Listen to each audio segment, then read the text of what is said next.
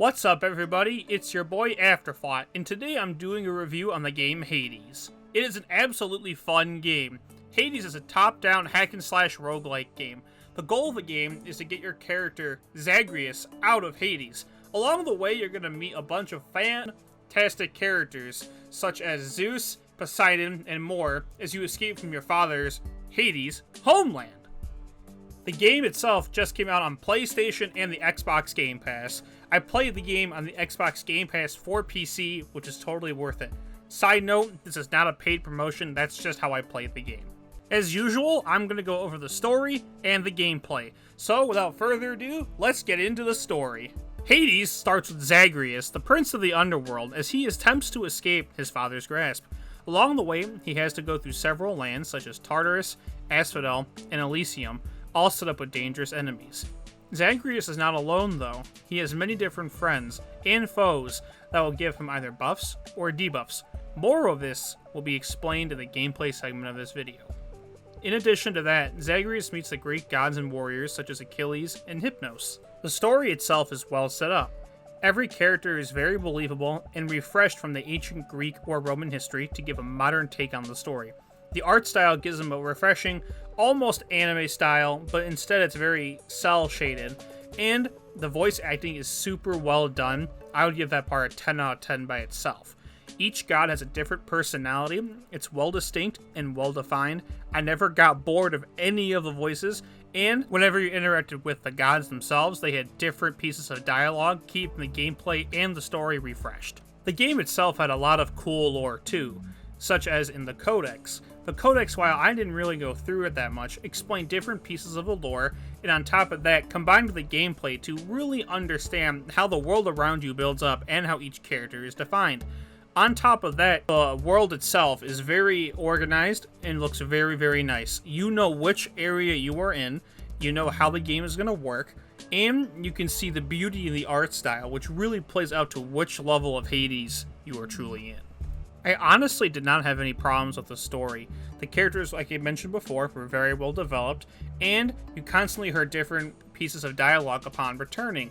No one really felt annoying, no one felt boring, and even the main character, Zagreus, had a lot of personality to him, which is something you don't normally see in the main games. Well, now that I've covered the story and the things I liked about it, now we're going to switch over to the gameplay segment of today's video. As I mentioned in the beginning of this video, Hades is a top-down hack-and-slash roguelite. There are several different weapons that you get to use, ranging from a sword to a bow, gloves, and more.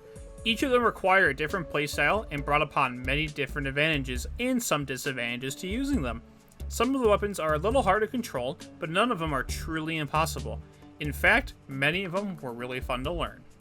Honestly, my favorite weapons in the game were the gloves. With all the different combos I'm going to talk about in a little bit, the items felt really, really powerful, and I knew I could get really far in the game with them. They are really close range, so I took a lot of risk of getting hurt, but with the combos and the powers that I had, I knew I could do something really, really well, and the gameplay really showed. In addition to the different weapons you could use, you also had different powers from the Greek gods themselves. Some of them, like Poseidon, gave you a bunch of abilities with your dash attack, used by the spacebar on the PC version, and also helped with knockback, which is where you hurt your enemies and they get sent a certain distance back, usually letting you recover. Dash attacks also let you get out of danger, and with Poseidon, those abilities got amplified even further. And sometimes that amplification is the best part about all of these abilities. While some of the gods had really good powers, some of the other ones did not. Looking at you there, Artemis. Some of them just gave you critical hit damage, or just made some of your attacks do more damage, and those weren't really that good, especially when your goal is to survive and get to the end. Some of them kinda help depending on your playthrough, and the problem with the roguelite is that they're always randomized, so you may not get the same ability twice. But if you got a good ability, you know you're gonna have a good run in your game. In terms of the enemies you face, most of them are really easy to beat. They have predictable combos, and they just attack endlessly until they die. They're not really a challenge, especially once you learn their movesets and combos. Some of the enemies have armor, which kind of makes them a little tougher, but once you get past that, the enemies are a piece of cake and can easily be defeated. On the other hand, the bosses in this game are absolutely ridiculous. The first one by itself is really hard to beat up until you start doing multiple runs, and other ones just get way worse down the line. There's acquiring a lot of patience and skill in order to beat these bosses. Once you do that though, they become rewarding and fun, and after a while you'll finally understand the routine and they might become a lot easier to beat after that. The powers also that you got throughout the gameplay and your weapons can get upgraded as well through certain segments of each run. They give you different upgrades such as increasing your damage, making the dash tag faster, etc. And they take a while to earn, but once you earn them, they're really, really good. And then you can easily take on different enemies and bosses throughout the game. Outside of the game, there are several different upgrades you can get for your character as well, but they require a lot of the currency that you get through playing the game. The only problem I really have is some of them are a little ridiculous to get, and you'll be getting multiple items as well. It's a little ridiculous because of how much grinding you actually have to do. Grinding is the concept of consistently playing something over and over again until you get the desired result of your game. And in roguelike games, they are really, really bad.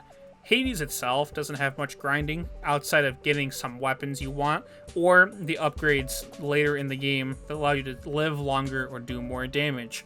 Those are really the only grindy aspects of the game. Otherwise, it's pretty normal and down to earth. Overall, I really enjoy the game. It was a lot of fun, and if you have a lot of time to take care of the grinding, it wasn't really that bad. The story was really good, and the characters themselves really made the world come alive, and not many games can really do that. The gameplay itself was a lot of fun and had a lot of action elements to it, so it kept my attention the whole time. But sometimes the bosses were a little bit difficult. That's also up to you and how your playstyle is, but each person is different.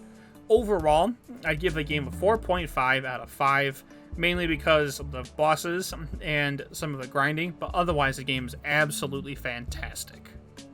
Well, I hope you liked this review video on the game Hades. It was a lot of fun to play, and especially once it came out on the Xbox Game Pass or PC, I knew I had to do a review on it.